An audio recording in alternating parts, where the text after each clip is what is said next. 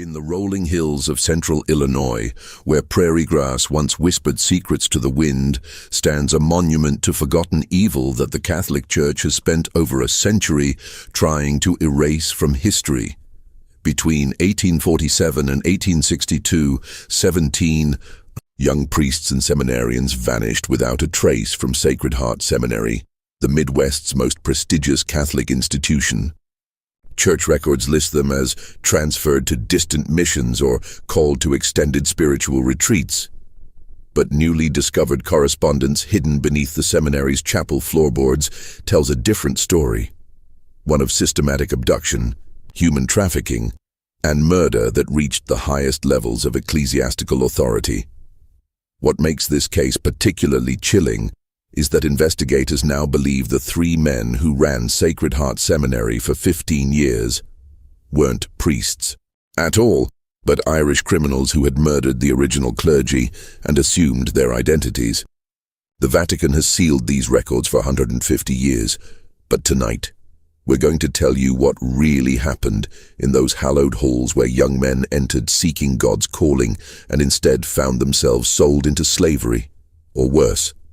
Before we continue with the story of Sacred Heart Seminary and the men who disappeared within its walls, this channel isn't for everyone, only for those brave enough to uncover the darkest secrets that institutions try to bury.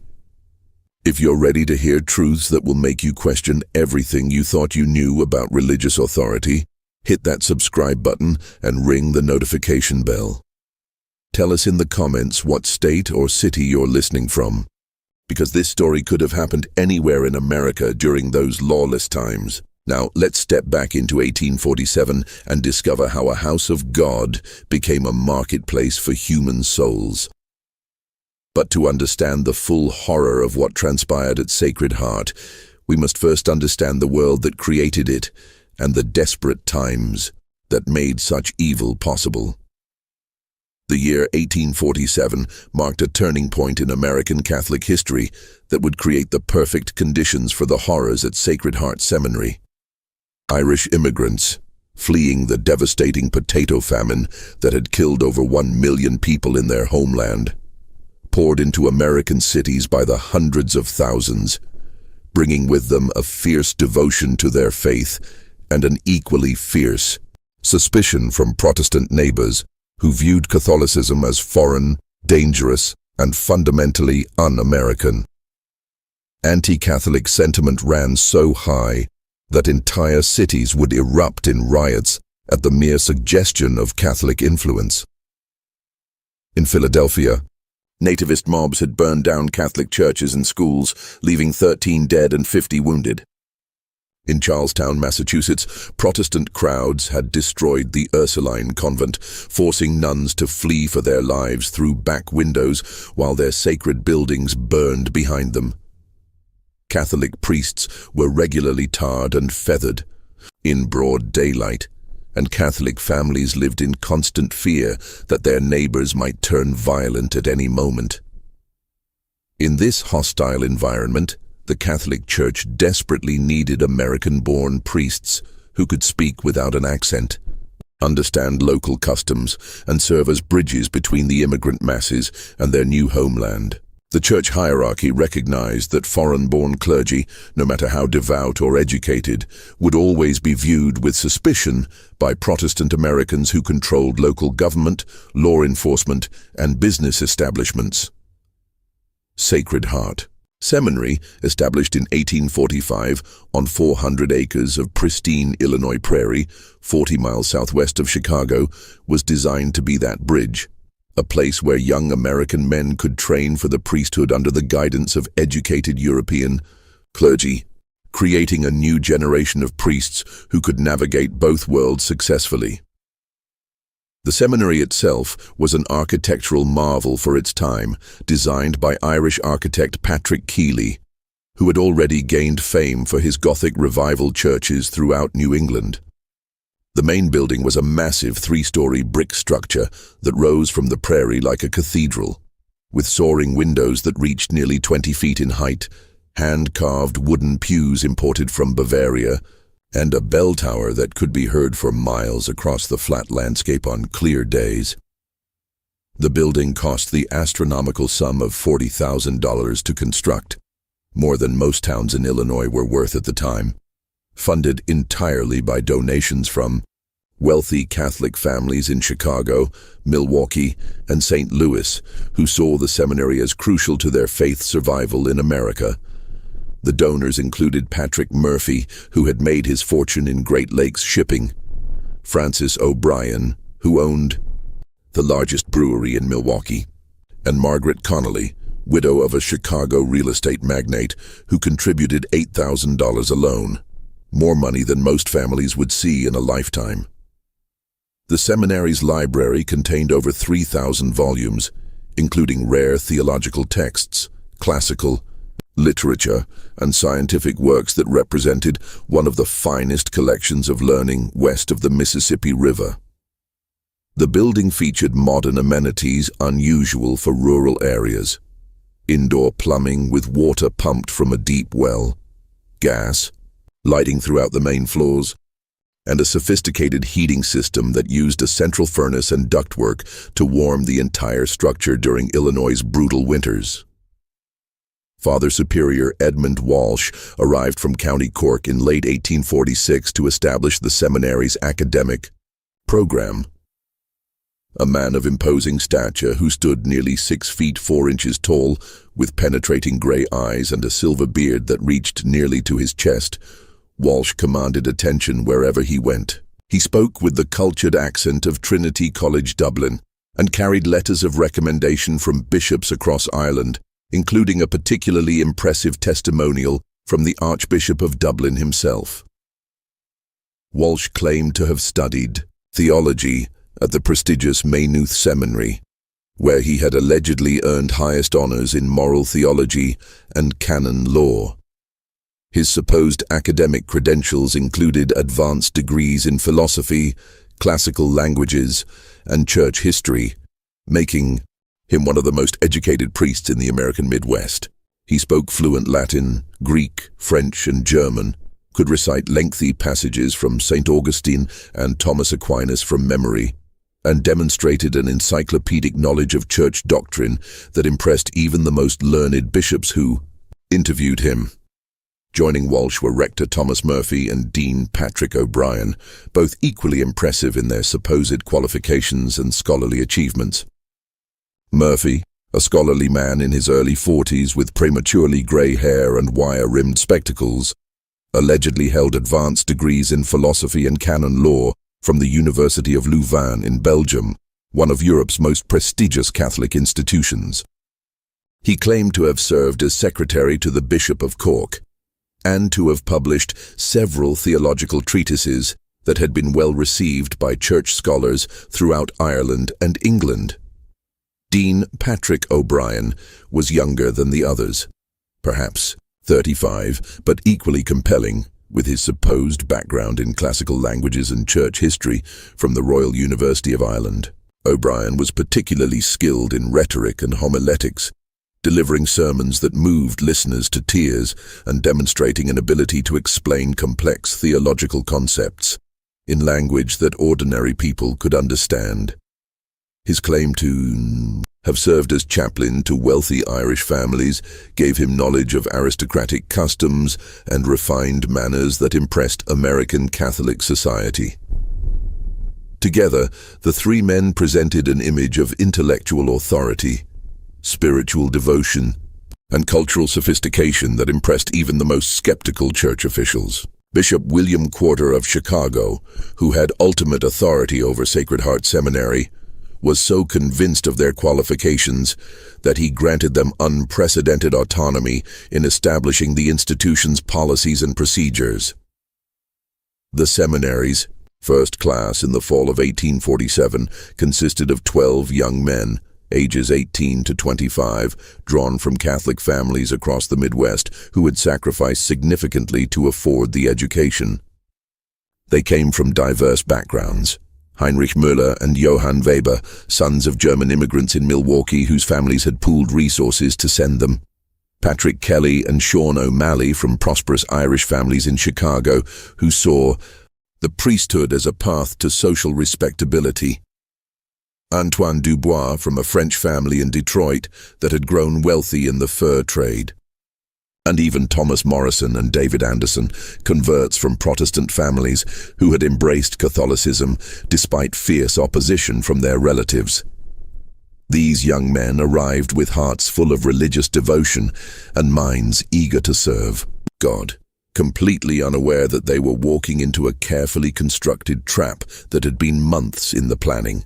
Each student had been carefully selected based on specific criteria that the three false priests had established. Family wealth sufficient to pay the substantial tuition fees, physical strength suitable for heavy labor, educational background that would make them valuable in skilled positions, and social isolation that would make their disappearance easier to explain and harder to investigate. The daily routine at Sacred Heart appeared to follow traditional seminary practices established by centuries of Catholic education. Students rose at 4:30 a.m. for lauds, the first prayer service of the day, attended Mass at 5 a.m. in the seminary's magnificent chapel, and spent their days in a carefully structured routine of prayer, study, and manual labor, maintaining the seminary's extensive grounds. Their academic curriculum was rigorous and comprehensive, including Latin grammar and composition, Greek language and literature, philosophy covering ancient and medieval thought, systematic theology, examining church doctrine, church history from the apostolic age to the present, moral theology addressing ethical questions, canon law governing church administration, homiletics, teaching sermon preparation and delivery, and biblical studies focusing on both Old and New Testaments. The three priests maintained strict discipline and insisted on absolute obedience to authority, a requirement they justified as essential preparation for the hierarchical nature of church leadership. Students were forbidden from leaving the seminary grounds without written permission, from corresponding with family members more than once per month, and from discussing seminary affairs with outsiders during their rare visits to the nearby town of Millfield. This isolation was presented as spiritual necessity, but it served the darker purpose of preventing students from developing outside relationships that might interfere with the trafficking operation. The priests carefully monitored all incoming and outgoing mail, ostensibly to ensure that students maintained proper spiritual focus, but actually to control information flow and prevent any communication that might expose their criminal activities. The first disappearance occurred on a bitter February morning in 1848, just 5 months after the seminary opened, during one of the worst blizzards in Illinois history. For 3 days, snow had fallen continuously, piling into drifts that reached the second-story windows of the seminary building and making travel impossible on the surrounding roads. It was precisely the kind of weather that the false priests had been waiting for, conditions that would provide perfect cover for their operation while making immediate investigation impossible. Michael Brennan, a 22-year-old from a prosperous Irish family in Chicago, had shown particular promise in his theological studies and had been selected by Father Walsh to assist with special administrative duties that required access to the seminary's financial records and correspondence files. His family owned 3 successful grocery stores serving Chicago's growing Irish community and had paid the substantial sum of $200 per year for his education, money they had saved for over 5 years, believing they were investing in their son's future as a priest and their own family's standing in the community. Michael had written to his family just days before his disappearance, describing his joy at being selected for advanced responsibilities and his excitement about beginning specialized studies in moral theology. His letter, which would later be found among Walsh's papers, spoke of his deep gratitude for his parents' sacrifice and his determination to serve God and the Irish community with distinction. The letter bore no hint of distress, doubt, or any desire to leave the seminary. On the evening of February 13, 1848, Michael was summoned to Father Walsh's private office after the evening meal. Several students remembered seeing him walk down the corridor toward Walsh's office around 8:30 p.m., carrying a small leather portfolio containing his academic work. The office was located in a remote section of the seminary's administrative wing, separated from the student dormitories by thick stone walls that muffled sound transmission. According to later testimony from students who were questioned about that evening, raised voices could be heard coming from Walsh's office sometime around 9 p.m., though the specific words were indistinguishable. The argument, for that's what it clearly was, continued for nearly an hour, with periods of silence punctuated by shouting that seemed to involve multiple voices. Around 10:15 p.m. the sounds ceased abruptly, and an unsettling quiet settled over the administrative wing. Joseph Kennedy, Michael's roommate and closest friend at the seminary, waited until nearly midnight for Michael to return to their shared dormitory room. When Michael failed to appear by morning prayers at 4:30 a.m., Joseph assumed his friend had been given permission to sleep late due to his administrative duties. It wasn't until Father Walsh announced to the assembled students after morning mass that Joseph learned the official explanation for Michael's absence. Standing at the ornate wooden pulpit that dominated the seminary chapel, Walsh delivered the news with apparent sorrow and concern. Michael, he explained, had received an urgent call during the night to minister to cholera victims in a remote settlement near the Iowa border. The disease had struck a small Catholic community, and their local priest had died, leaving the faithful without spiritual guidance during their hour of greatest need. Michael, despite his youth and incomplete training, had volunteered for this dangerous mission, demonstrating the kind of selfless courage that marked true priestly calling. Walsh's explanation seemed reasonable on the surface, especially given the genuine cholera outbreaks that periodically devastated frontier communities during the 1840s. Cholera was a terrifying disease that could kill healthy adults within hours, and priests who ministered to victims faced almost certain death themselves. The image of young Michael sacrificing his safety to serve God and the faithful was exactly the kind of heroic narrative that inspired other seminarians and reinforced their own sense of calling. However, Joseph Kennedy noticed troubling details that didn't align with the official story. Most obviously, Michael's heavy winter coat remained hanging in their shared wardrobe, along with his warmest boots and thick woolen gloves, items that would be absolutely essential for travel during an Illinois February, especially to reach a remote settlement in Iowa. The temperature had dropped to 15 degrees below zero the previous night, making survival impossible for anyone traveling without proper winter clothing. Even more disturbing, Michael had mentioned nothing to Joseph about any possible call to ministry, despite the two young men sharing their deepest spiritual thoughts and concerns every evening before sleep. They had discussed their future plans just the night before Michael's disappearance, and Michael had spoken enthusiastically about his administrative work and his hopes of specializing in moral theology. He had shown no signs of restlessness, dissatisfaction, or desire for immediate ministry experience.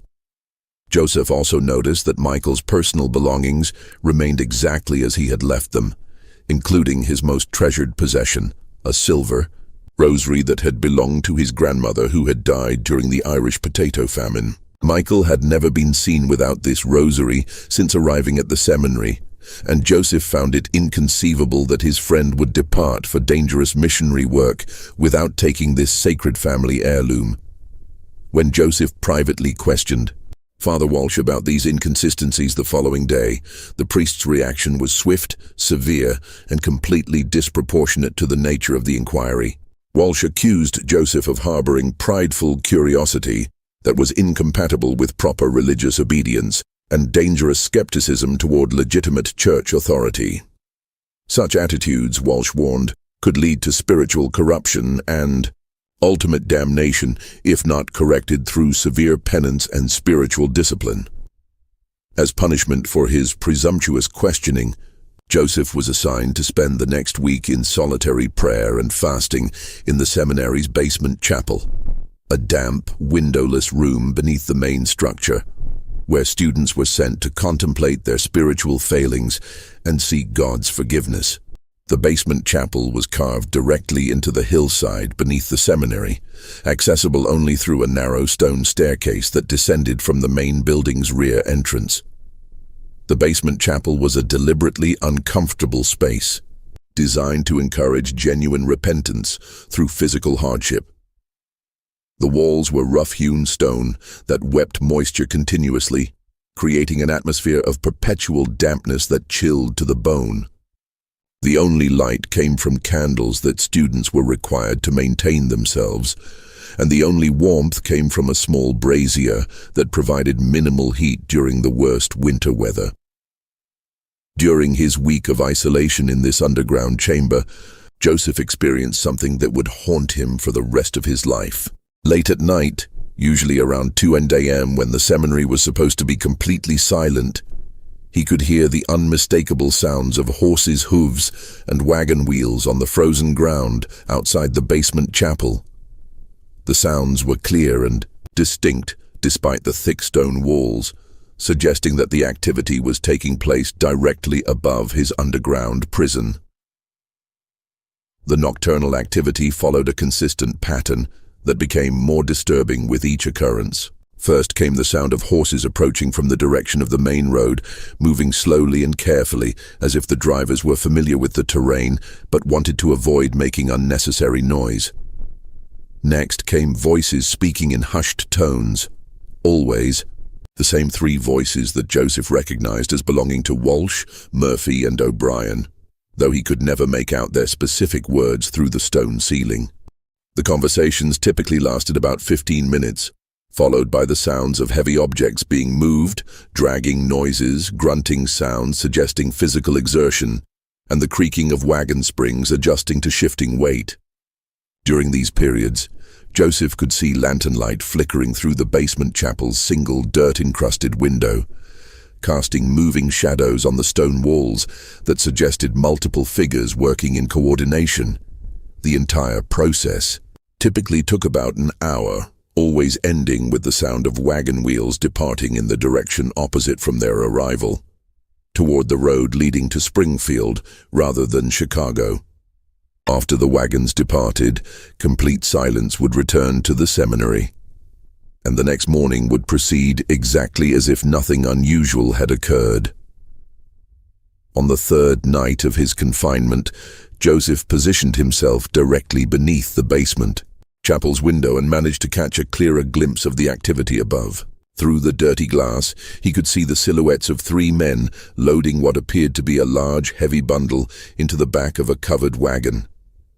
The bundle was wrapped in dark cloth and required all 3 men to lift, suggesting considerable weight. Most chilling was the care with which they handled their burden. Not the rough treatment appropriate for cargo or supplies, but the cautious movements used when transporting something precious or fragile. The second disappearance came just 6 weeks after Michael Brennan's vanishing, and this time the pattern became impossible for observant students to ignore. Thomas Gallagher, the 20-year-old son of a German immigrant family from Milwaukee, was universally regarded by his fellow students as the gentlest, most devout member of their class. He spent extra hours in private prayer, helped struggling classmates with their Latin translations, and had never been known to raise his voice or express anger about anything. Thomas came from a family that embodied the American dream through hard work and sacrifice. His father, Klaus Gallagher, originally Klaus Müller before anglicizing his name upon arrival in America, had started as a day laborer in Milwaukee's growing brewery industry and had worked his way up to become foreman of one of the city's largest operations. His mother, Anna, took in sewing and laundry to supplement the family income, working 16-hour days to help save money for Thomas's seminary education. The Gallaghers had sacrificed enormously to afford Sacred Heart's tuition, selling their small farm outside Milwaukee and moving into a cramped tenement apartment so they could dedicate every possible dollar to their son's religious calling. Thomas carried the weight of his family's sacrifice heavily. frequently expressing to fellow students his determination to justify their faith in him and to serve God with the dedication their generosity deserved. On the evening of March 30th, 1848, Thomas was summoned to Father Walsh's private office immediately after evening prayers.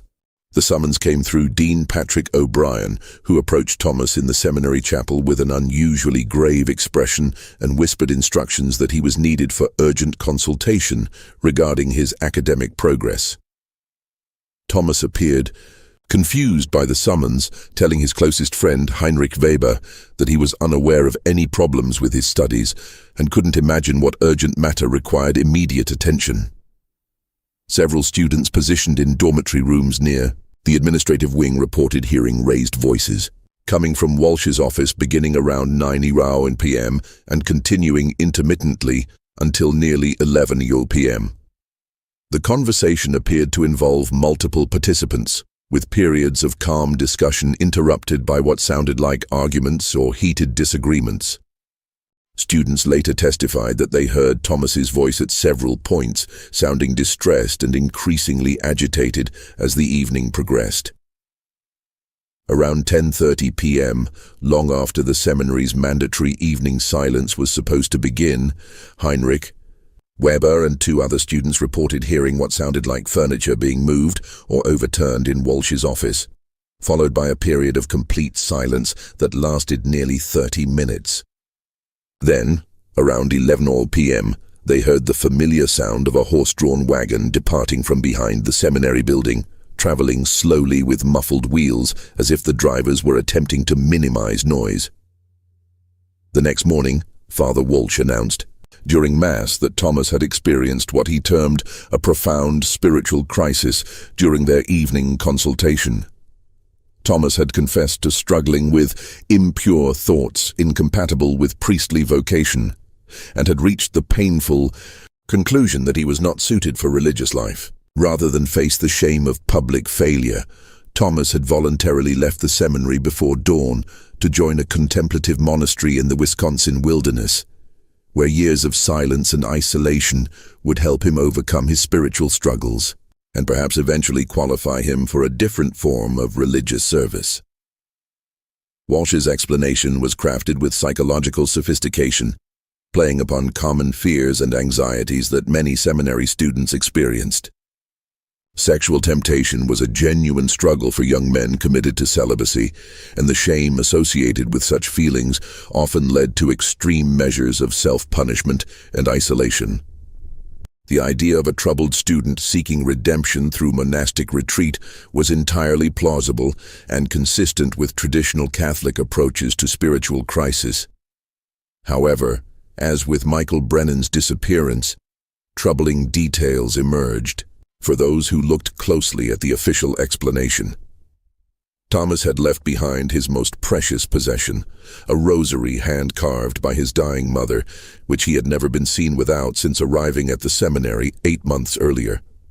The rosary was found carefully placed on his dormitory desk, suggesting deliberate placement rather than forgotten abandonment. Even more suspicious, Thomas had departed so suddenly that he hadn't collected the $50 in personal funds that his family had provided for incidental expenses, money that remained locked in Father Walsh's office safe. For a family that had sacrificed so much to afford seminary tuition, abandoning $50 represented a financial loss that would have significant impact on their daily survival. Most disturbing of all was a letter Thomas had been writing to his younger sister Maria, which remained unfinished on his desk.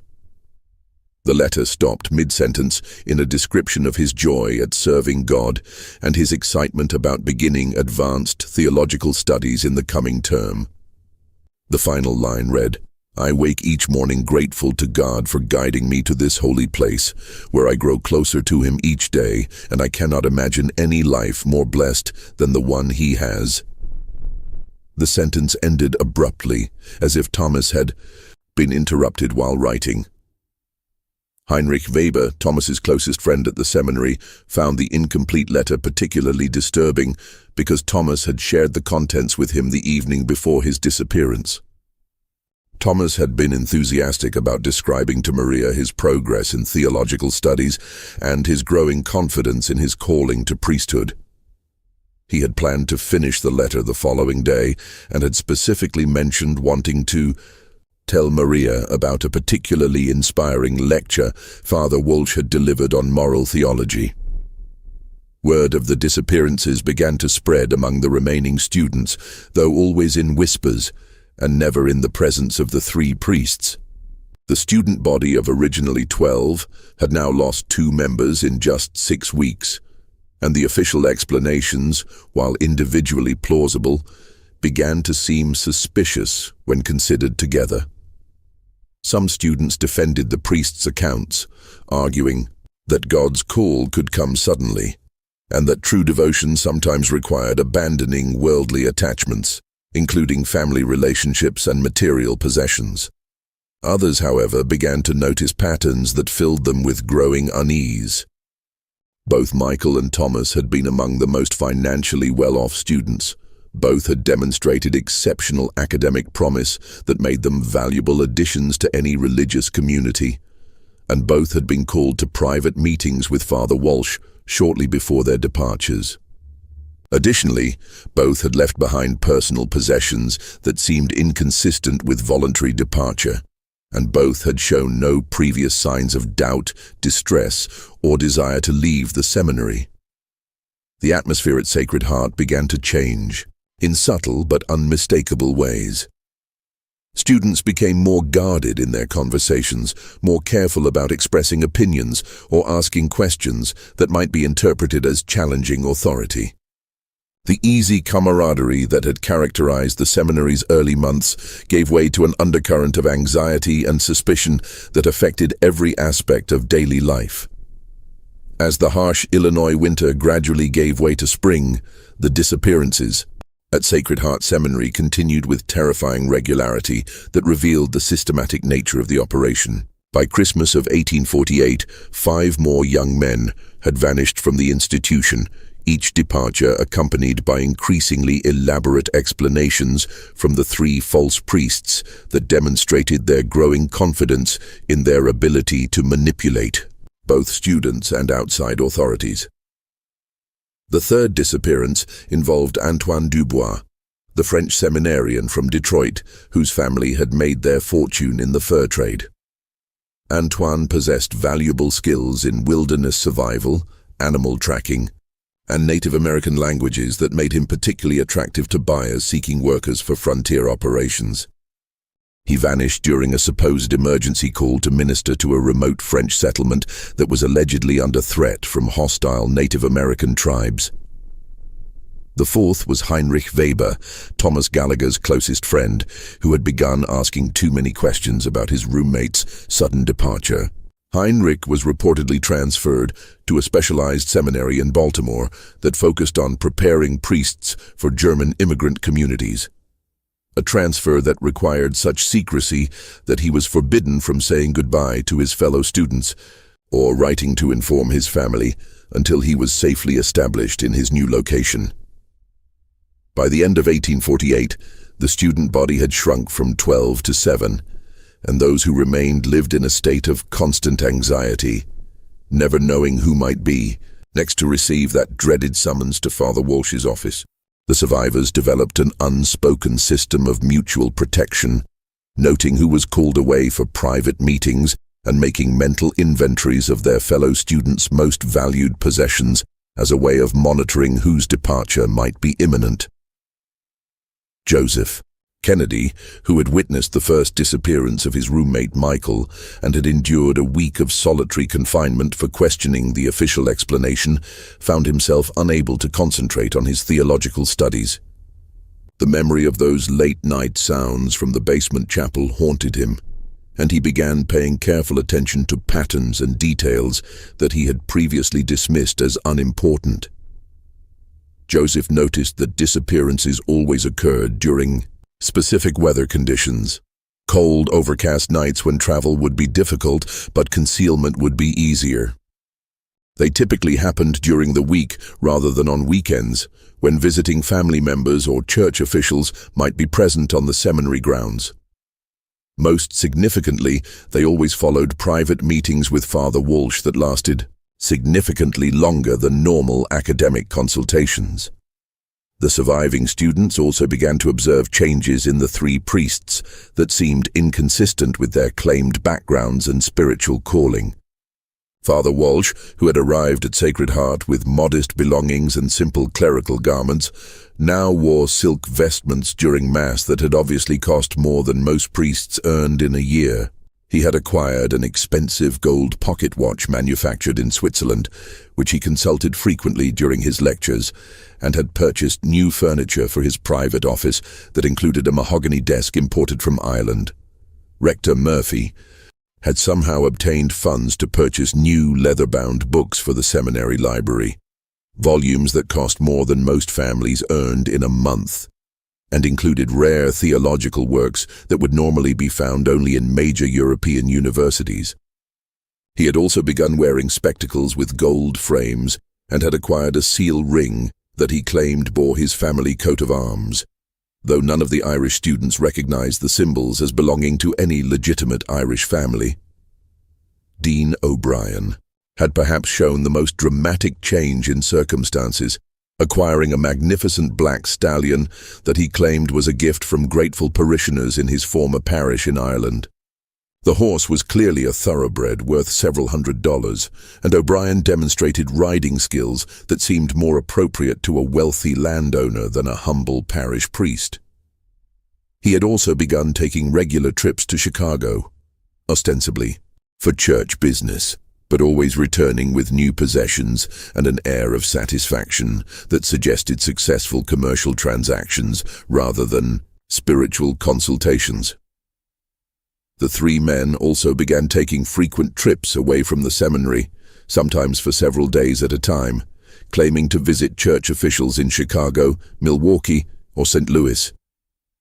During these absences, the remaining students were supervised by Francis McManus, the elderly lay brother who had arrived at Sacred Heart at the same time as the three priests and seemed to serve as their assistant and confidant. McManus was a peculiar figure who generated considerable unease among the students. He spoke very little, moved with a furtive, nervous manner, and seemed perpetually frightened of something he never identified.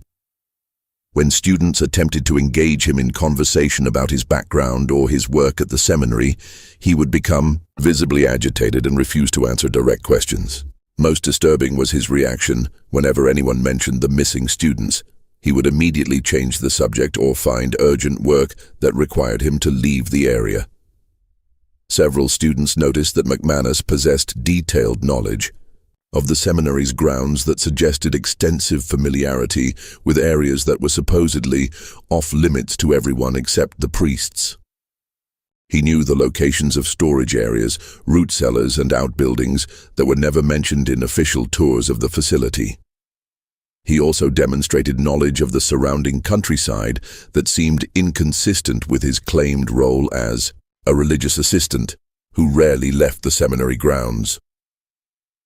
Perhaps most disturbing was the seminary's correspondence with the outside world, which revealed a level of control and deception that suggested careful planning and systematic implementation. Family members who wrote to inquire about their sons received responses on official Sacred Heart letterhead, but the handwriting was always that of Father Walsh, never the students themselves. The letters followed consistent patterns that seemed designed to discourage further inquiry while providing plausible explanations for reduced communication. When parents requested specific information about their sons' well-being, academic progress, or daily activities, they were told that advanced theological studies required periods of spiritual silence, during which students were forbidden from worldly communication that might distract from their religious development. Families who asked for direct letters from their sons were informed that such correspondence would be permitted only after successful completion of specific spiritual milestones that might take months or years to achieve. The local community in The nearby town of Millfield, population barely 300, began to whisper about strange occurrences near the seminary that seemed inconsistent with the quiet, contemplative atmosphere appropriate to a religious institution. Farmers reported seeing covered wagons traveling at odd hours along the rarely used road that connected Sacred Heart to the main highway toward Chicago, always moving slowly and carefully as if attempting to avoid detection. Samuel Morrison, who owned the farm adjacent to the seminary property, claimed to have found personal items scattered along the fence line that separated his land from the seminary grounds. The items included a prayer book with Michael Brennan written inside the front cover, a pair of wire-rimmed spectacles that had belonged to Heinrich Weber, and a silver crucifix that several people recognized as having been worn by Thomas Gallagher. When Morrison attempted to return these items to the seminary, Father Walsh claimed they had been deliberately discarded by students who were learning to abandon worldly attachments as part of their spiritual development. The winter of 1849-1850 brought a series of events that would fundamentally transform the nature of the mystery surrounding Sacred Heart Seminary and reveal the true scope of the horror that had been unfolding behind the facade of religious education. The seminary's isolation during Illinois' brutal winter months created perfect conditions for the criminals to accelerate their operations while making detection or escape virtually impossible for their victims. James O'Malley, a seminary student from Detroit whose father was a prosperous merchant with extensive connections throughout the Great Lakes region, had grown increasingly suspicious of the priest's explanations for his missing classmates. Unlike the other students, who came primarily from working-class immigrant families with limited resources and political influence, James had connections to influential Catholics in multiple cities, including his uncle, Father Patrick O'Malley, who served as secretary to the Bishop of Detroit and corresponded regularly with church officials throughout the Midwest. James possessed advantages that made him particularly dangerous to the trafficking operation. His family's wealth meant that his disappearance would be noticed and investigated by people with the resources to pursue inquiries across state lines. His uncle's position in the church hierarchy provided access to communication networks that could bypass local control and reach authorities in Rome if necessary. Most importantly, James had received a classical education that included training in logic, rhetoric, and investigation techniques that made him capable of systematic analysis and evidence gathering. Beginning in the fall of 1849, James started conducting his own investigation into the disappearances, carefully documenting discrepancies in the priest's stories, and maintaining detailed records of which students had disappeared and under what circumstances. He created a detailed timeline that revealed patterns invisible to casual observation, including the fact that all disappearances had occurred during specific weather conditions and that the official explanations contained internal contradictions that became obvious when examined systematically. James noticed that the three priests seemed to possess detailed knowledge of each student's family financial situation, information that would normally be kept confidential in church records and would only be available to someone who had conducted thorough investigations into each family's background. The priests knew which students came from wealthy families, which had agricultural land that could be used as collateral, and which had relatives in other cities who might provide assistance in times of crisis. Most significantly, James discovered that the seminary's financial records contained discrepancies that suggested income far exceeding what would be expected from tuition payments alone. By carefully observing the priests' spending patterns and comparing them to the seminary's official budget, James calculated that Sacred Heart was generating several $1,000s in unexplained revenue each year, money that had to be coming from sources other than student fees or church donations. The breakthrough in James's investigation came in December 1849, when he discovered a cache of letters hidden beneath loose floorboards in the seminary's library, concealed in a space that appeared to have been deliberately constructed to hide documents from casual inspection.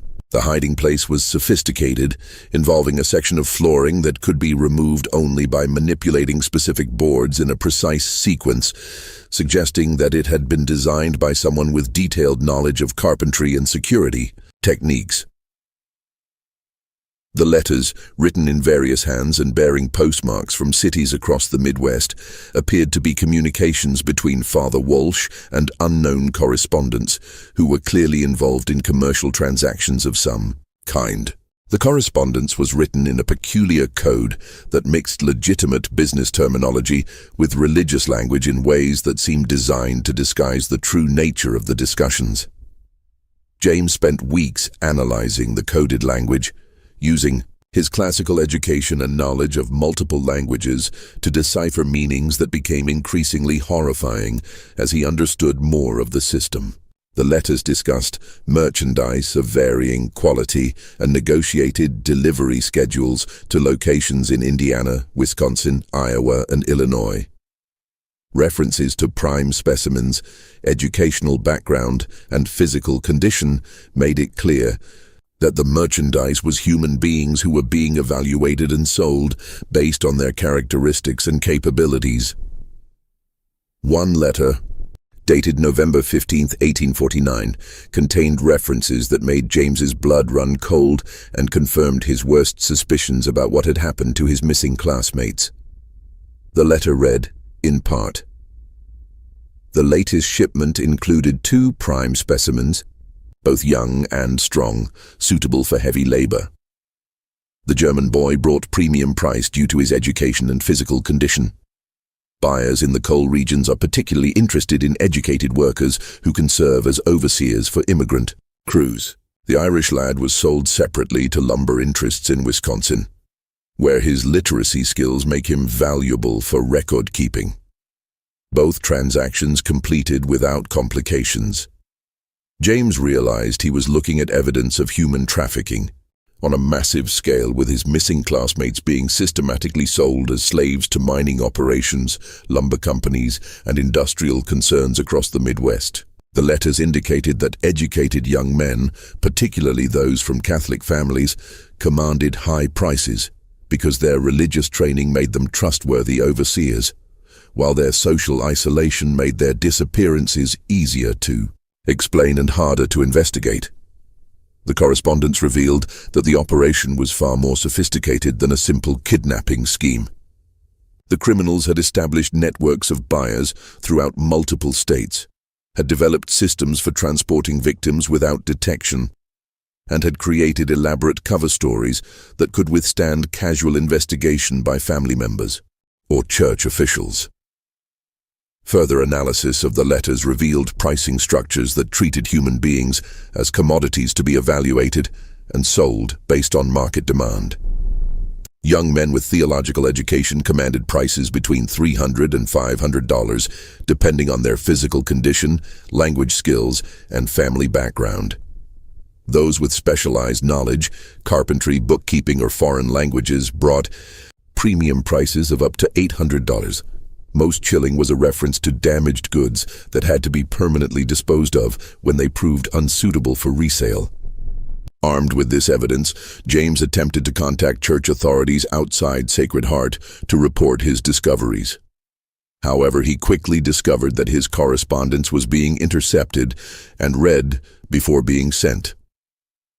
When he tried to send a coded message to his uncle in Detroit, using Latin phrases that would be meaningless to casual readers but would alert Father Patrick to serious problems, the letter was returned to him with a note from Father Walsh claiming that ecclesiastical correspondence required official review to ensure proper theological content. James realized that he was trapped in an increasingly dangerous situation. The 3 criminals now knew that he suspected something, and they had demonstrated their willingness to murder anyone who threatened their operation.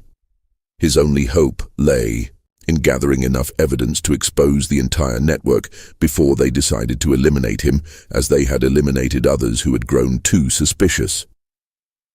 The confrontation that James had been dreading came on a frigid January evening in 1850, when Father Walsh summoned him to his private office after evening prayers. James entered the meeting knowing that his life was in immediate danger, but hoping that his family connections and social position might provide some protection against the immediate violence that had claimed his classmates. The office had been transformed since James's last visit several months earlier. Expensive carpets covered the stone floor, oil paintings in elaborate gold frames decorated the walls, and the massive mahogany desk was covered with papers and ledgers that suggested extensive business activities. Most ominous was the presence of Dean O'Brien and Rector Murphy, who stood flanking Walsh's desk like bodyguards rather than fellow priests. Walsh's demeanor during the confrontation was completely different from the pastoral, scholarly persona he maintained in public.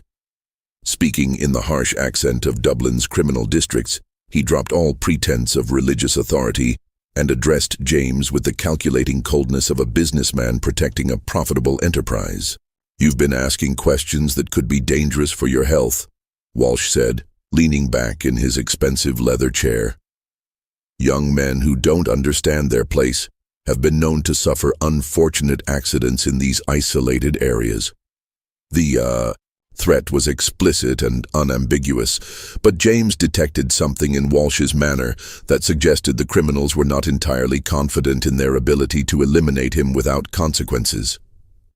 His family's wealth and connections meant that his disappearance would trigger investigations that might prove difficult to deflect with the same techniques that had worked with previous victims.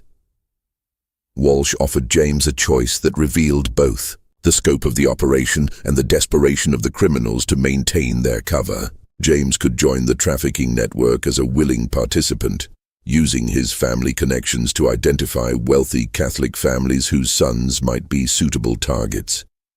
In exchange, he would receive a share of the profits and would be protected from the fate that had befallen his classmates. Alternatively, he could maintain silence about what he had discovered and would be allowed to complete his seminary education, though he would be closely monitored to ensure his continued cooperation. The offer revealed that the criminals understood they had created a situation that was becoming increasingly difficult to maintain. The accumulation of disappearances was generating attention from families and church officials that required more sophisticated management than simple elimination of witnesses. They needed allies within the Catholic community who could help deflect suspicion and provide early warning of official investigations. James realized that accepting either option would make him complicit in the continued victimization of innocent young men. More importantly, he understood that agreeing to cooperation would not guarantee his safety. The criminals would eliminate him as soon as he was no longer useful, or if he showed any signs of betraying their confidence. The weeks following James O'Malley's confrontation with the 3 false priests marked the most dangerous period in Sacred Heart Seminary's dark history. James had refused both options offered by Walsh, claiming that he needed time to consider such a momentous decision, but both sides understood that the situation could not remain unresolved indefinitely. The criminals were growing increasingly nervous about the attention their operation was attracting, while James was desperately searching for a way to expose the truth without becoming their next victim. During this tense period, James discovered that he was under constant surveillance by Francis McManus, the nervous lay brother, who seemed to appear wherever James went throughout the seminary grounds. McManus would position himself where he could observe James's activities while pretending to perform maintenance tasks. And James noticed that the man was taking notes in a small leather journal that he kept hidden in his robes. The surveillance extended beyond simple observation. James found that his personal belongings were being searched regularly, books moved from their usual positions, papers disturbed in his desk drawer, and clothing rearranged in ways that suggested systematic examination. Most alarming was the discovery that someone had been entering his dormitory room during the night, as evidenced by footprints in the dust near his bed and the faint smell of tobacco smoke that lingered in the air each morning. Just when it seemed the tension at Sacred Heart Seminary could grow no darker, James made a discovery that would reveal the true scope of the horror that had been unfolding for years. If you're feeling your heart race as this tale of institutional evil unfolds, you're not alone. Thousands of brave souls in our community have experienced these same chills while learning truths that others are too frightened to reveal. Hameti, that like button, if this investigation is keeping you on the edge of your seat. And don't forget to subscribe, because this channel is only for those who dare to uncover the darkest secrets in American history. Now let's discover what James found that would change everything. The breakthrough came when James observed a pattern in the seminary's routine that he had previously overlooked. Every 2 weeks, usually on Saturday nights, the 3 priests would announce that they needed to conduct private devotions that required absolute silence throughout the seminary. Students were confined to their dormitory rooms from sunset until sunrise, forbidden from leaving for any reason, and warned that anyone caught violating the restriction would face severe disciplinary action. James had initially assumed these restrictions were related to legitimate religious observances, but careful observation revealed that they coincided with increased activity around the seminary's outbuildings and storage areas. During one of these devotional periods, James positioned himself at his dormitory window and observed lantern lights moving between various buildings on the seminary grounds, accompanied by the sounds of wagons arriving and departing throughout the night. On the night of February 15, 1850, James made a decision that would either expose the full truth about Sacred Heart Seminary or cost him his life.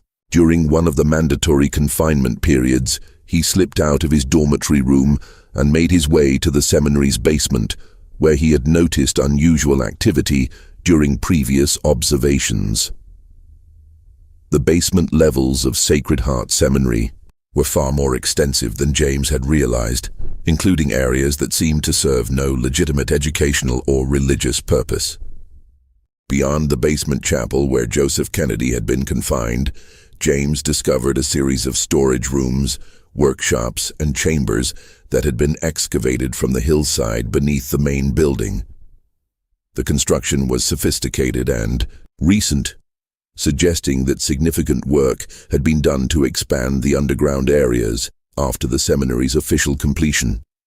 In one of these hidden chambers, James made a discovery that confirmed his worst fears and revealed that the horror at Sacred Heart was even more extensive than he had imagined. The room contained detailed records of the trafficking operation, including ledgers that documented every transaction, correspondence with buyers throughout the Midwest, and maps showing transportation routes used to move victims to their final destinations. The records revealed that Sacred Heart Seminary was just one component of a vast criminal network that operated across multiple states and involved dozens of accomplices in various cities. The operation had been active for over a decade, with Sacred Heart serving as a collection point where young men could be systematically isolated, evaluated, and prepared for sale to buyers who had specific requirements for workers in mining, lumber, agriculture, and industrial operations. The ledgers contained detailed descriptions of each victim, including physical characteristics, educational background, family wealth, and estimated sale price. James found entries for all of his missing classmates, along with dozens of other young men who had disappeared from various Catholic institutions throughout the Midwest. The scope of the operation was staggering, over 200 victims in 10 years, generating profits that exceeded $100,000 and involved buyers in Illinois, Wisconsin, Iowa, Indiana, and Minnesota. Most horrifying was a section of the records titled Permanent Disposal, which contained the names and details of victims who had been murdered rather than sold. These were young men who had become suspicious, attempted to escape, or possessed information that made them too dangerous to release. The records indicated that 17 such victims had been killed at Sacred Heart Seminary alone, their bodies buried in carefully concealed graves scattered across the seminary's 400 acres.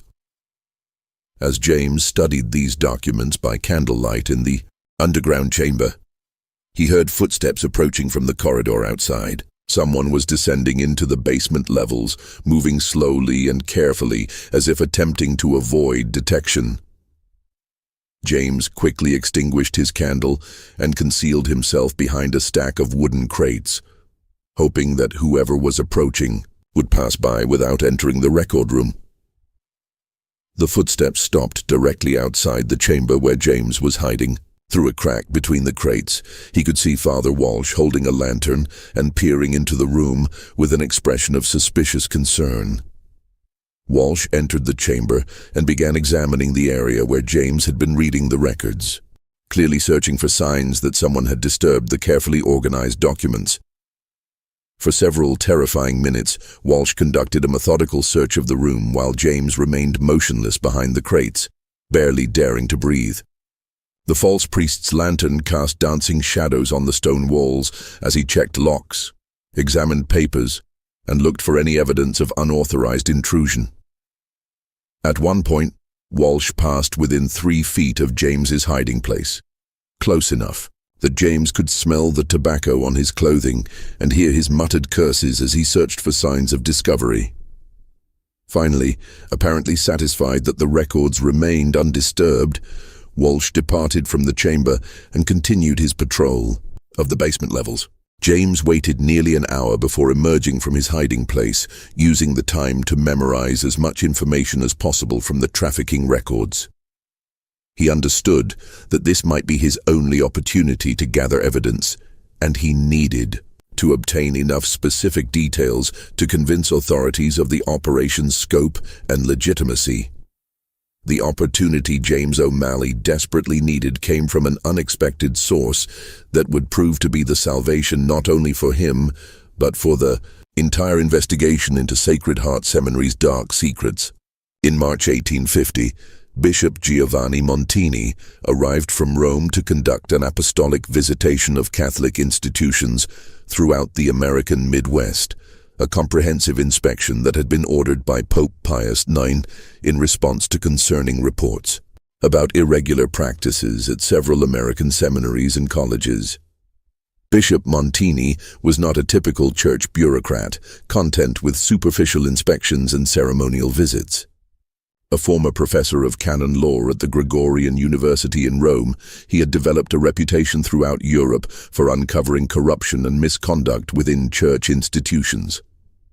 His investigations had exposed financial fraud in French monasteries, sexual misconduct in German seminaries, and political corruption involving Italian bishops. The Vatican had sent him to America specifically because they needed someone with the experience and authority to conduct truly thorough investigations without being influenced by local political considerations or personal relationships. Montini's arrival in the Midwest had been announced only to the highest levels of church hierarchy, and even they had received only general information about his mission. This secrecy was deliberate, designed to prevent institutions from preparing elaborate deceptions or concealing evidence before his arrival. The bishop's methodology involved appearing without warning, conducting extensive interviews with students and faculty, examining financial records in detail, and following up on any irregularities he discovered. James learned of Bishop Montini's presence in the region through a conversation overheard between Father Walsh and Rector Murphy, who were clearly agitated about the possibility of an unexpected inspection. Their discussion revealed that they had received unofficial warnings from contacts in Chicago that a high-ranking Vatican official was conducting investigations throughout the Midwest, and that several institutions had already been subjected to intensive scrutiny.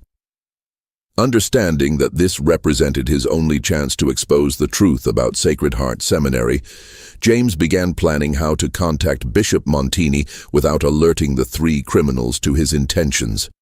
The challenge was significant, since all of his correspondence was monitored and his movements were under constant surveillance by Francis McManus and the false priests themselves. James's solution demonstrated both courage and cleverness that would save not only his own life, but potentially dozens of future victims. He volunteered to assist with preparations for the bishop's potential visit to Sacred Heart, offering to help clean and organize areas of the seminary that visitors might inspect. This gave him legitimate reasons to move throughout the buildings and grounds while gathering additional evidence of the trafficking operation. More importantly, James used his access to the seminary's correspondence to discover that Bishop Montini was staying at the residence of Bishop William Quarter in Chicago while conducting his investigations. James crafted a letter that appeared to be a routine request for spiritual guidance, but which contained coded references that would alert an educated church official to serious problems requiring immediate investigation. The letter, written in Latin with specific theological terminology that demonstrated genuine seminary education, requested a private meeting to discuss urgent spiritual concerns regarding the proper interpretation of church authority and the moral obligations of seminary students when confronted with apparent violations of canon law. To a casual reader, the letter appeared to be a routine request from a devout student seeking guidance on theological questions. To someone with Bishop Montini's education and experience, however, the language clearly indicated that the writer had discovered serious misconduct that required investigation by church authorities. James managed to send the letter through a complicated process that involved bribing a local farmer to mail it from the town of Springfield, 40 miles away, using money he had saved from his personal allowance. The farmer, Samuel Morrison, was the same man who had found personal belongings scattered along the fence line between his property and the seminary grounds, and he had grown increasingly suspicious about activities at Sacred Heart. Bishop Montini's response came within a week, arriving through unofficial channels that demonstrated his understanding of the sensitive nature of James's communication. Rather than sending a formal reply through church mail systems, the bishop arranged for James to meet him at a small church in Millfield during what appeared to be a routine pastoral visit to rural communities in the area. The meeting took place on March 15, 1850, in the sacristy of St. Patrick's Church in Millfield, a small wooden building that served the area's scattered Catholic families. Bishop Montini was a small, intense man in his 50s, with penetrating dark eyes and an aura of intellectual authority that immediately convinced James that he was speaking to someone capable of understanding and addressing the horrors at Sacred Heart Seminary. Speaking in Latin to ensure privacy and to demonstrate his theological education, James presented his evidence to Bishop Montini in a carefully organized presentation that covered every aspect of the trafficking operation he had discovered. He showed the bishop copies of letters he had transcribed from the hidden cache, provided detailed timelines of the disappearances, and explained the financial discrepancies that indicated income far exceeding legitimate seminary operations. Most importantly, James provided Bishop Montini with specific information that could be verified independently, including the names and supposed locations of missing students, the locations of suspected burial sites on the seminary grounds, and details about the false identities assumed by Walsh, Murphy, and O'Brien. He also shared his observations about the priests' suspicious behavior, their unexplained wealth, and the surveillance and intimidation tactics they used to control students and prevent outside communication. Bishop Montini listened to James's account with growing horror and alarm, taking detailed notes and asking specific questions that demonstrated both his understanding of the gravity of the situation and his knowledge of proper investigative procedures. As someone who had studied in Ireland and knew the actual credentials required for priests serving in American missions, he immediately recognized inconsistencies in the backgrounds claimed by the three false priests.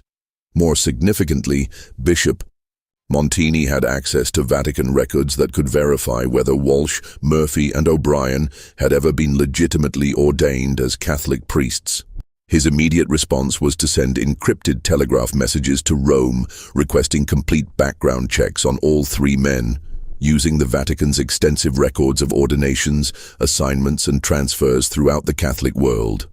The bishop's investigation moved with the efficiency and authority that only comes from the highest levels of church hierarchy. Within 48 hours, he had received responses from Rome confirming that no priests named Edmund Walsh, Thomas Murphy, or Patrick O'Brien had been assigned to American missions from the Irish dioceses claimed by the three men. Telegraph communications with church officials in Ireland revealed that while priests with those names had existed, they had departed Ireland in 1846 but had never arrived at their intended destination in America. Further investigation revealed even more disturbing information. The real Father Edmund Walsh, Rector Thomas Murphy, and Dean Patrick O'Brien had been traveling together aboard the merchant ship Brigid's Hope when it had been attacked by pirates off the coast of Newfoundland in August 1846. While the ship itself had eventually reached port in Boston, several passengers, including the three priests, had been reported missing and presumed dead. Church officials had assumed that the priests had been killed during the pirate attack, and replacement clergy had been assigned to their intended positions in America. Armed with this evidence, Bishop Montini organized a coordinated investigation that would expose the full scope of the Sacred Heart Seminary operation and bring justice for the 17 young men who had disappeared. The investigation involved church officials from multiple dioceses, federal marshals with authority to pursue crimes across state lines, and local law enforcement officials who had been carefully selected for their integrity and competence. The operation to arrest the three criminals was planned with military precision to prevent their escape and to preserve evidence that might be destroyed if they received warning of the approaching investigation. On the morning of March 20th, 1850, a force of 12 armed men surrounded Sacred Heart Seminary before dawn, positioning themselves at all possible escape routes and communication points. The confrontation was swift but dramatic, revealing the true nature of the men who had masqueraded as priests for over 3 years. Walsh attempted to maintain his clerical identity even as federal marshals placed him in chains, claiming that the charges were the result of anti-Catholic persecution by Protestant authorities who wanted to destroy the seminary. He demanded to speak with church officials and insisted that any investigation be conducted through proper ecclesiastical channels rather than civil law enforcement. However, when Bishop Montini confronted Walsh with documented proof of his true identity and criminal background, the facade that had been maintained for years finally crumbled completely. The man who had commanded respect and obedience as Father Superior Edmund Walsh was revealed to be Seamus McKenna, a Dublin criminal with a history of violence, theft, and human trafficking stretching back over 15 years. McKenna's true background was even more horrifying than investigators had suspected. Born in the slums of Dublin, he had begun his criminal career as a member of violent gangs that preyed upon immigrants attempting to flee Ireland during the potato famine. His organization had developed sophisticated techniques for identifying vulnerable families, gaining their trust through religious connections, and then robbing, kidnapping, or murdering them for profit. The attack on the merchant ship Brigid's Hope had been planned specifically to obtain the credentials and identities of the three legitimate priests. McKenna's gang had learned of the priests' travel plans through contacts in Dublin's Catholic community, had intercepted their ship using a vessel disguised as a merchant trader, and had murdered the clergy after torturing them for information about their backgrounds and intended assignments in America. Thomas Murphy was revealed to be Liam Doherty, McKenna's lieutenant and the organization's specialist in financial fraud and document forgery. Doherty had spent months studying Catholic theology and church practices, memorizing enough information to maintain the pretense of being an educated priest while developing the financial systems needed to launder money from the trafficking operation. Patrick O'Brien was actually Fergus Lynch, the most violent member of the organization and the person responsible for the actual kidnapping and transportation of victims. Lynch had killed at least 12 people during his criminal career, including several of the Sacred Heart Seminary students who had become too suspicious or had attempted to escape. The complete investigation of Sacred Heart Seminary revealed the full scope of the horror that had been perpetrated under the guise of religious education, exposing a criminal network that exceeded even the worst fears of church officials and law enforcement authorities. The search teams that systematically examined the seminary's 400 acres located the remains of 7 murdered students buried in carefully concealed graves throughout the property, each burial site selected and prepared with meticulous attention to concealment and preservation. The bodies were found in various states of preservation, some having been buried for over 2 years, while others were more recent victims of the trafficking operation.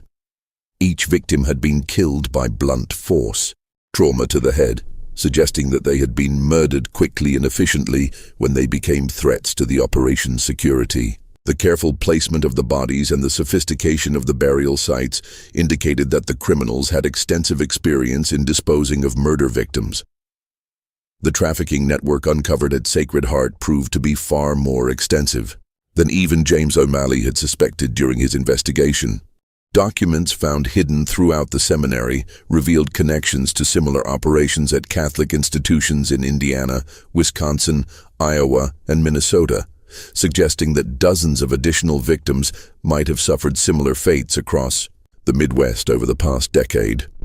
Federal marshals working with church officials identified buyers throughout 5 states who had purchased trafficked victims for use in coal mines, lumber operations, agricultural enterprises, and industrial facilities.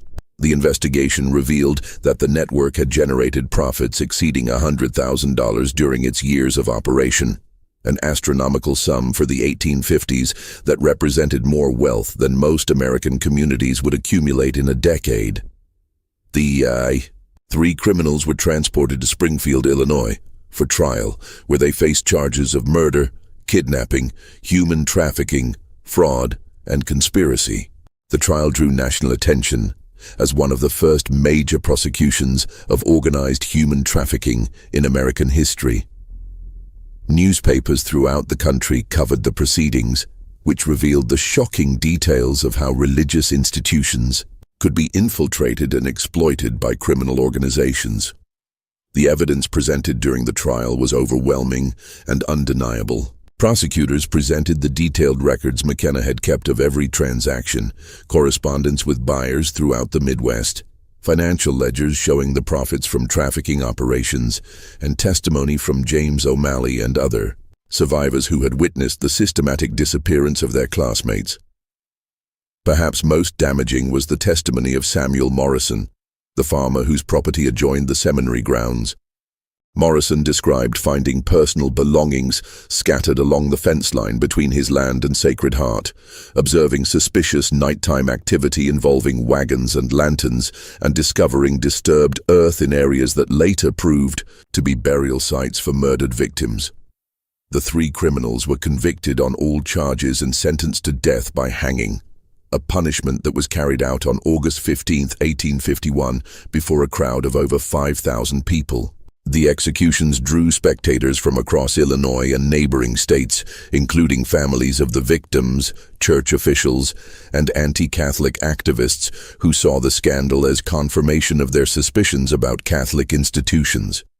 The hanging of Seamus McKenna, Liam Doherty, and Fergus Lynch marked the end of one of the most extensive criminal conspiracies in American history, but the consequences of their actions continued to reverberate throughout Catholic communities for decades afterward. The scandal severely damaged Catholic credibility throughout the Midwest and provided ammunition for anti-Catholic movements that used the Sacred Heart case to argue that Catholic institutions posed inherent dangers to American society.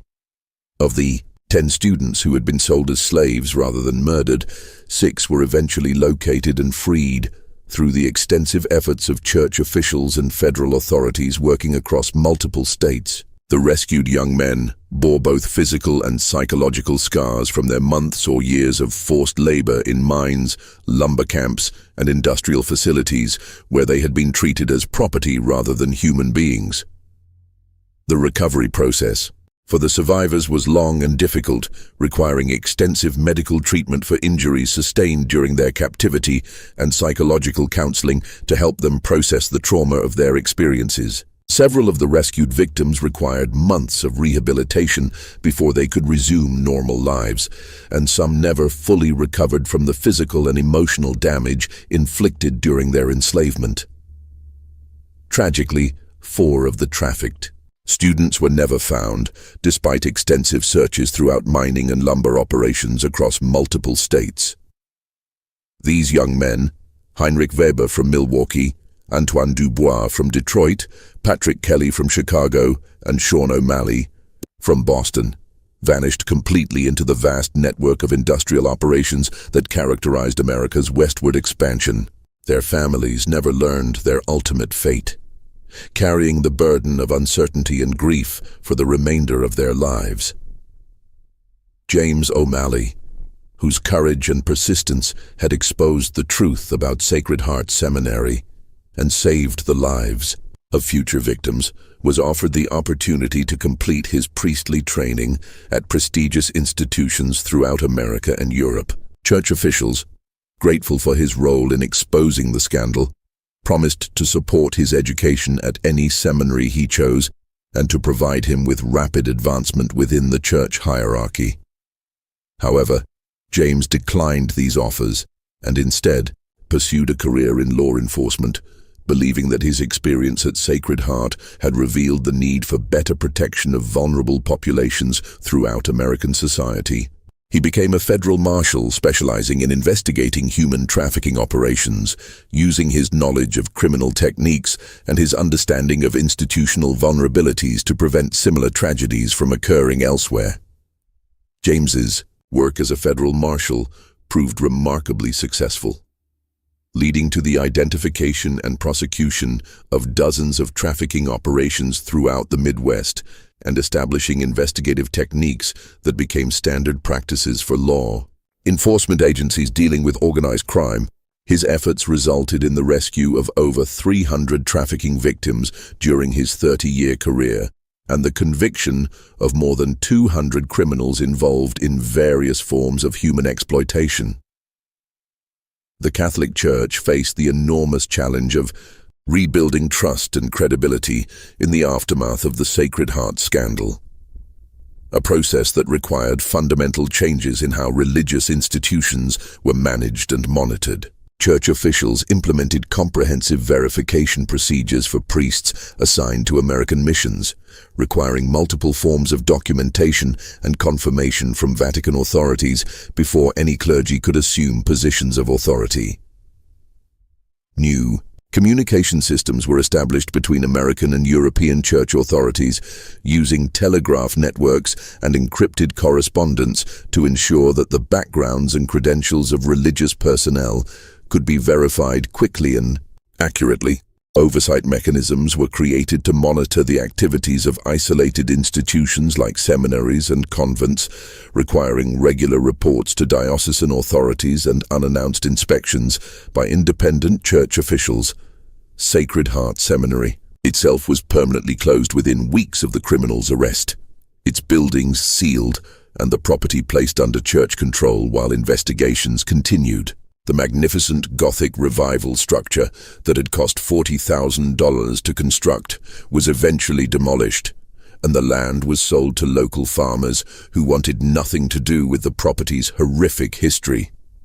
For decades afterward, locals reported strange occurrences near the former seminary site that kept most people away from the area, especially after dark. Farmers working nearby fields claimed to hear unexplained sounds during the night, voices calling out in distress, the sound of wagon wheels on roads that no longer existed, and church bells ringing from a tower that had been torn down years earlier.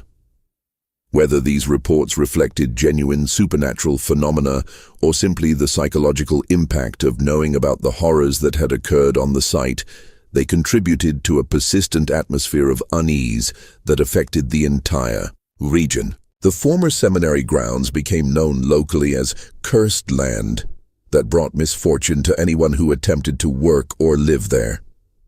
This horrifying chapter in American religious history reveals the dangerous vulnerability of immigrant communities and religious institutions during the chaotic period of westward expansion. When communication was slow, verification was difficult, and isolated communities could be exploited by criminals with sufficient cunning and ruthlessness.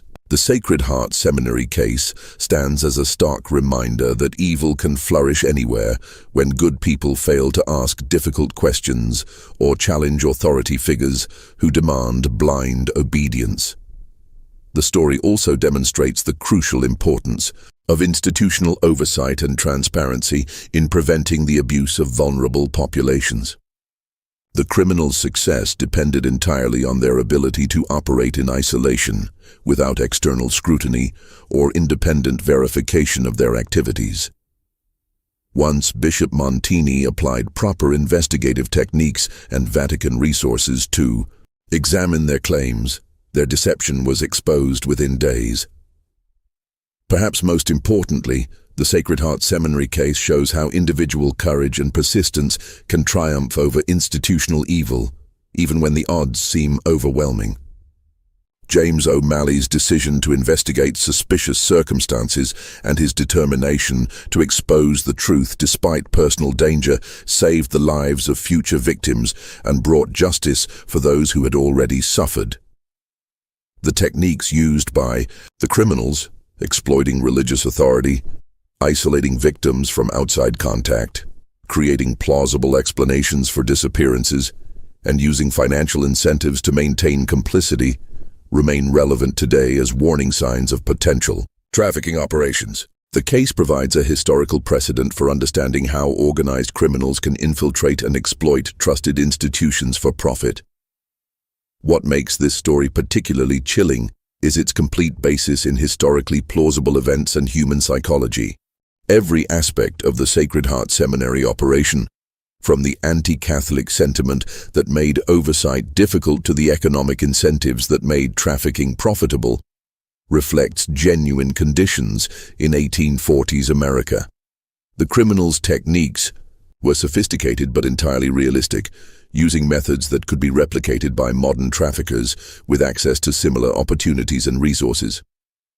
This mystery shows us that sometimes the most terrifying monsters are not supernatural beings, but ordinary people who choose to commit extraordinary evil for profit and power. The horror at Sacred Heart Seminary emerged not from ghostly apparitions or demonic possession, but from human greed, violence, and the willingness to treat other people as commodities to be bought and sold.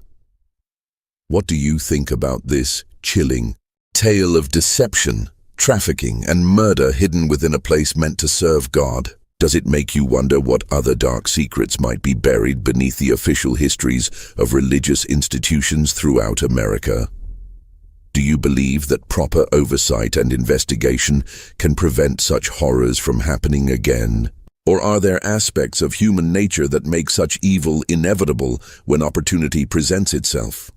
Leave your thoughts in the comments below, and if you found this story as haunting and disturbing as we did, make sure to subscribe and hit the notification bell so you never miss our investigations into the darkest corners of American history. Share this video with anyone who appreciates true crime stories that reveal the complex realities behind simple explanations and the courage required to expose institutional evil. Until next time, remember that vigilance and the willingness to ask difficult questions remain our best defenses against those who would exploit trust and authority for their own dark purposes.